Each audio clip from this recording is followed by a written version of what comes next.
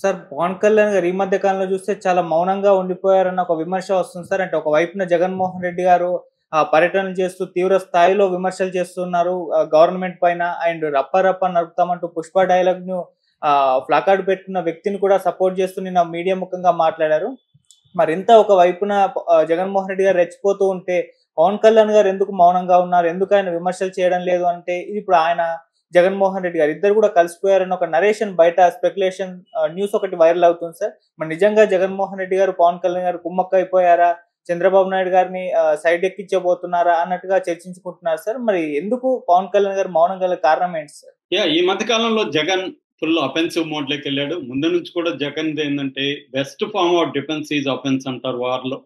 అంటే మనల్ని మనం రక్షించుకోవాలంటే శత్రువు మీద అటాక్ మోడ్ అనేది ఉండాలి. లేకపోతే శత్రువు మనల్ని వెంటాడి చంపేస్తాడు అనేది ఒక యుద్ధ వ్యూహాలలో అదొకటి అనమాట. Best form of defence is offence అనేది సూత్రం అనమాట. దాన్ని జగన్ ఫాలో అవుతాడు. జగన్ ఎందుకంటే జగన్ నేపథ్యం చూస్తే ఫ్యాక్షనిస్ట్ నేపథ్యంలో నుంచి వచ్చాడు. నేను నిన్న కూడా దీన్ని ఎక్స్ప్లెయిన్ చేశాను. ముందు నుంచి కూడా జగన్ కి అఫెన్సివ్ పాలిటిక్స్ లోనే ఇష్టం ఉంది. అంతకు ముందు కూడా మనం సోనియా గాంధీ లాంటి ఒక పవర్ఫుల్ శక్తిని ఎదిరించి జగన్ దానికి సిద్ధమయ్యి 16 నెలలు జైల్లో కూడా ఉండడానికి సిద్ధమయ్యి వెళ్ళాడు. సో అతనికి అఫెన్సివ్ పాలిటిక్స్ అనేది చిన్నప్పటి నుంచి అలవాటు ఉంది. వాళ్ళ తాత కూడా అఫెన్సివ్ పాలిటిక్స్ రాజారెడ్డి. వాళ్ళ నాన్న దాన్ని బ్యాలెన్స్ చేసుకోగలిగాడు. కానీ జగన్ కి ఉన్న నేచర్ ఏంటంటే అఫెన్సివ్ పాలిటిక్సే నేచర్ ఉంది. చంద్రబాబుకి అది లేదు. చంద్రబాబు ముందు నుంచి కూడా ఆయన వ్యూహాలు తన సపోర్ట్ సిస్టమ్స్ ని బేస్ చేసుకోవడం, మీడియాను ఉపయోగించుకోవడం, తన కులాన్ని ఉపయోగించుకోవడం, వ్యూహాలు రచించి జనంలోకి వెళ్ళడం, అట్లాగే అభివృద్ధి ప్రధాన కేంద్రంగా ఆయన పనిచేయడం, ఇవి చంద్రబాబుకి ఉండే ఒక నేచర్ అన్నమాట. సో ఇది జగన్ బాగా స్టడీ చేశాడు. చంద్రబాబుని జగన్ స్టడీ చేసినట్టుగా ఎవరు చేసింది. అందుకని జగన్ ఏంటంటే చంద్రబాబు ఇప్పుడు ఫస్ట్ టైం లోకేష్ పవర్లోకి రావడంతో చంద్రబాబు కంటే కూడా లోకేష్ వ్యూహాలే ఎక్కువగా అమలవుతున్నాయి. ఎందుకంటే డిఫాక్టో సీఎం గా లోకేషే ఉన్నాడు. చంద్రబాబు గవర్నెన్స్ మిగతా పనులు చూసుకుంటున్నాడు తప్ప మొత్తం అన్ని వ్యవహారాల్ని, అన్ని అపాయింట్మెంట్లని, అన్ని పనులని చేసేది ఎవరంటే లోకేష్ అండ్ టీం. అందువల్ల లోకేష్ ఏంటంటే యువకుడు కావడం, జగన్ లాగే లోకేష్ లో కూడా దూకుడు స్వభావం ఉండడం, దాంతో లోకేష్ ఏం చేస్తున్నాడంటే ఒక అగ్రెసివ్ పాలిటిక్స్ ని ముందుకు తీసుకెళ్తున్నాడు. ఇందులో ప్రధానంగా రెవెంజ్ పాలిటిక్స్. లోకేష్ చాలాసార్లు చెప్పాడు, నేను మూర్ఖుణ్ణి, అధికారంలోకి వస్తే మా నాన్నలాగా నేను ఉండను, నేను పరమ మూర్ఖుణ్ణి అని చెప్పుకుంటా వచ్చాడు. అంటే నేను మూర్ఖుడు అంటే ఎవడి మాట విన్ననే అర్థంలో అతను చెప్పాడు. సో ఇప్పుడు అదే జరుగుతుంది. దానివల్ల వైసీపీ ఎప్పుడు ఎదుర్కోనంత ఒక క్రైసిస్ ని ఎదుర్కొంటుంది. దాదాపు ఒక 20-30 మంది నాయకుల మీద, సీనియర్ కావచ్చు, జూనియర్ కావచ్చు, నాయకుల మీద కేసులు ఉన్నాయి. చాలా మంది జైల్లో ఉన్నారు. కేడర్ అంతా కూడా డిజల్యూషన్మెంట్లోకి వెళ్ళిపోయే అవకాశం మొదటి 4 నెలల్లో కనిపించింది. ఇది అర్థమైన జగన్ ఏం చేశాడంటే రాప్తాడు, మన పరిటాల సునీత నియోజకవర్గం రాప్తాడులో పర్యటన ద్వారా జగన్ ఒక యుద్ధ శంకరావాన్ని పూరించినట్టుగా మనకు అర్థమవుతుంది. అక్కడి నుంచి జగన్ అగ్రెసివ్ పాలిటిక్స్ ని మొదలు పెట్టారు. ఆ తర్వాత పొదిలి, ఆ తర్వాత మొన్న సత్తెనపల్లిలో రెంటపాల. ఇలాగా జగన్ ఏం చేస్తున్నాడంటే ఒక దండయాత్ర లాగా బయలుదేరి వెళ్ళడం.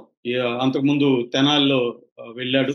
ఎక్కడికి వెళ్ళినా ఒక దండయాత్ర లాగా జనాల్ని పెద్ద ఎత్తున ఆర్గనైజ్ చేయడం, రోడ్డు మార్గాన్ని వెళ్ళడం, ఎక్కువ గంటలు ప్రయాణించడం, ఎవరైనా అడ్డొస్తే వాళ్ళని ఎదుర్కోవడానికి కూడా ఒక టీంని ప్లాన్ చేసుకోవడం, ఇది జగన్ పాలిటిక్స్ కనిపిస్తుంది. అట్లాగే చంద్రబాబు 1 year అయిపోయిన సందర్భంగా చంద్రబాబు ప్రభుత్వంలో ఉండే బలహీనతలు, 1,60,000 కోట్ల అప్పు చేశాడు చంద్రబాబు 1 year లో. సూపర్ 6 హామీలు అమలు చేయలేకపోయాడు. మొన్ననే తల్లికి వందనం ఇచ్చాడు కానీ 1 year పాటు ఇవ్వలేదు. రైతు భరోసా అనేది లేదు, ఫ్రీ బస్సు లేదు. తర్వాత 18 ఏళ్ళు నిండిన వాళ్ళకంతా మహిళలకి డబ్బులు ఇస్తున్నాడు, అది ఇవ్వలేదు. ఇలాగా ఎన్నో హామీలు ఇచ్చాడు, అది ఇవ్వలేదు. ఇటు పవన్ కళ్యాణ్ కూడా 10 లక్షల వరకు లోన్లు ఇస్తాను నిరుద్యోగులకి, ఇలాంటి ఆయన ఒక 2-3 హామీలు యాడ్ చేశాడు, అవి కూడా ఏం జరగట్లేదు. మరోవైపు విమెన్ మీద అత్యాచారాలు పెరిగినాయి, క్రైమ్ రేటు పెరిగింది. సో ఇంకొక వైపు సెంట్రల్ గవర్నమెంట్ నుంచి రావాల్సిన ఫండ్స్ రావట్లేదు, అప్పులు ఇప్పిస్తున్నారు తప్ప వాళ్ళు విభజన హామీల్లో ఇచ్చిన హామీలని ఏవి నెరవేర్చట్లేదు. విశాఖ ఉక్కును ప్రైవేటీకరణ వేగంగా ముందుకెళ్తుంది.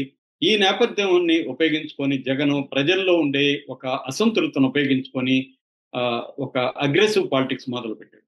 ఇప్పుడు దీనివల్ల ఏమవుతుందంటే 2 రకాలుగా ఈ కూటమి ప్రభుత్వం ఇబ్బందులు ఎదుర్కొంటుంది. ఒకటి, అధికారులను టార్గెట్ చేస్తున్నాడు జగన్. మనం చూస్తే రాప్తాడు వెళ్ళినప్పుడు పోలీసులకి బట్టలిప్పిచ్చి కొడతానని డైరెక్ట్ గా వార్నింగ్ ఇచ్చాడు Jagan.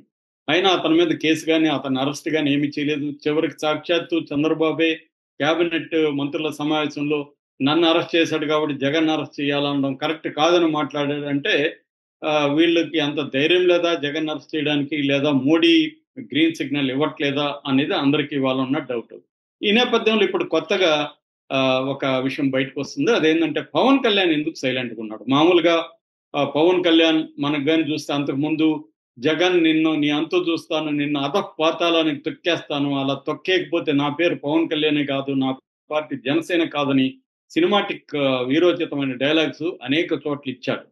So by by AP, by by YCP, జై జై ఏపీ ఇట్లాంటివి స్లోగన్స్ అన్ని ఇచ్చాడు. కానీ ఇప్పుడు జగన్ ఇంత అగ్రెసివ్ గా వచ్చి ఈ ప్రభుత్వాన్ని అటాక్ చేస్తూ, పోలీసుల్ని బ్యూరోక్రసీని బెదిరిస్తూ రప్ప రప్ప నరుకుతాం, పొట్టేలు నరికినట్టు నరుకుతాం, అన్న వస్తాడు అంతు చూస్తాడు, ఎవడైనా రాని తొక్కి పడేస్తామని స్లోగన్స్ ఇస్తూ ఓపెన్ గా మాట్లాడుతున్నారు. దాన్ని అడిగితే విలేకరులు పుష్పాలో డైలాగ్ చెప్తే కూడా తప్ప అని సమర్థించుకుంటూ మాట్లాడుతున్నాడు. ఈ స్థాయిలో జగన్ రెచ్చిపోతుంటే పవన్ కళ్యాణ్ ఎందుకు మౌనంగా ఉన్నాడు? పవన్ కళ్యాణ్ ఎందుకు జగన్ ని ఫేస్ చేయలేకపోతున్నాడు? అసలు ఈ మధ్య కాలంలో పవన్ కళ్యాణ్ జగన్ కి యాంటీగా మాట్లాడట్లేదు, జగన్ కూడా పవన్ కళ్యాణ్ కి యాంటీగా మాట్లాడట్లేదు. అది కూడా గమనించాలి. పవన్ కళ్యాణ్ ఏమనట్లేదు, జగన్ ఓన్లీ టార్గెట్ అంతా చంద్రబాబుని, లోకేష్ ని టార్గెట్ చేస్తున్నాడు. సో పవన్ కళ్యాణ్ కూడా మీద ఎక్కువగా మాట్లాడట్లేదు. అంటే క్లియర్ గా ఏమైనా అండర్స్టాండింగ్ జరిగిందా? మోడీని ఒక మాట అనట్లేదు జగన్ ఎక్కడ కూడా, ఎందుకంటే ఇది నిజానికి డబుల్ ఇంజిన్ సర్కార్. మోడీ ప్రభుత్వం కూడా ఇది మొత్తం కూటమి సర్కారే. కానీ చంద్రబాబుని, లోకేష్ ని మాత్రమే టార్గెట్ చేస్తున్నాడు తప్ప జగన్ మోడీనేమో ఒక మాట అనట్లేదు, పవన్ కళ్యాణ్ ఒక మాట అనట్లేదు. పవన్ కళ్యాణ్ కానీ బీజేపీ వాళ్ళు కానీ చంద్రబాబు జగన్ ని ఏమి వాళ్ళు గట్టిగా ఎక్కడ వ్యతిరేకించట్లేదు. అంటే ఇదంతా కూడా మోడీ వ్యూహంలో భాగమా? జగన్ బలపడి ఉండడమే మోడీకి అవసరమా?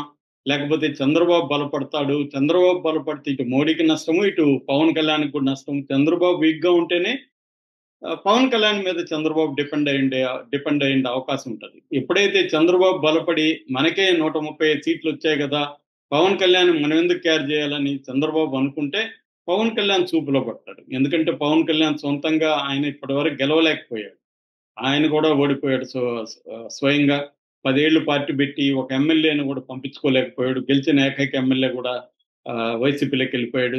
అటువంటి ఒక వీక్ కండిషన్ లో పవన్ కళ్యాణ్ ఉన్నాడు. చంద్రబాబు లేకపోతే పవన్ కళ్యాణ్ అసలు అసెంబ్లీకి అడుగుపెట్టి ఉంటాడో లేదా డౌట్ వచ్చే పరిస్థితి అయితే ఉంది.